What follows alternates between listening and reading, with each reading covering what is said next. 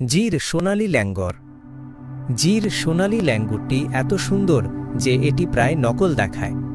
এর সোনালি সাদা পশম সূর্যের আলোয় জ্বলজ্বল করছে, যা দেখে মনে হচ্ছে এটি কোনো রূপকথার গল্প বা শ্যাম্পুর বিজ্ঞাপন থেকে এসেছে। এই বিরল বানরটি শুধুমাত্র ভুটান এবং ভারতের আসামের কিছু অংশে পাওয়া যায়। এটি আনুষ্ঠানিকভাবে ১৯৫০-এর দশকে ভারতীয় প্রকৃতিবিদ ইপিজি দ্বারা আবিষ্কৃত হয়েছিল এবং সেই কারণেই এটির নামকরণ করা হয়েছে তার নামে। লাফানোর সময় জি লেখা থাকার কারণে নয়, যদিও হতে পারে। গোল্ডেন ল্যাঙ্গাররা লাজুক এবং শান্ত। এরা গাছের উঁচুতে বাস করে, যেখানে খুব কম লোকই পৌঁছাতে পারে।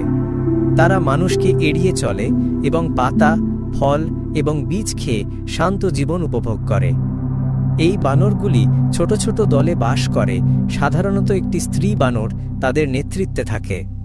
তারা একে অপরকে সাজগোজ করতে এবং তাদের বাচ্চাদের যত্ন নিতে অনেক সময় ব্যয় করে। কিছু জায়গায় মানুষ এগুলোকে পবিত্র মনে করে এবং বিশ্বাস করে যে এগুলো শান্তি ও আশীর্বাদ নিয়ে আসে। কিন্তু বন্য অঞ্চলে ৫,০০০-এরও কম অবশিষ্ট থাকায় তারা বিপন্ন। বন উজাড় এবং মানব সংঘাত বড় হুমকি, যদিও ভুটান এবং ভারতে সংরক্ষণ কাজ এগুলি রক্ষা করতে সহায়তা করছে।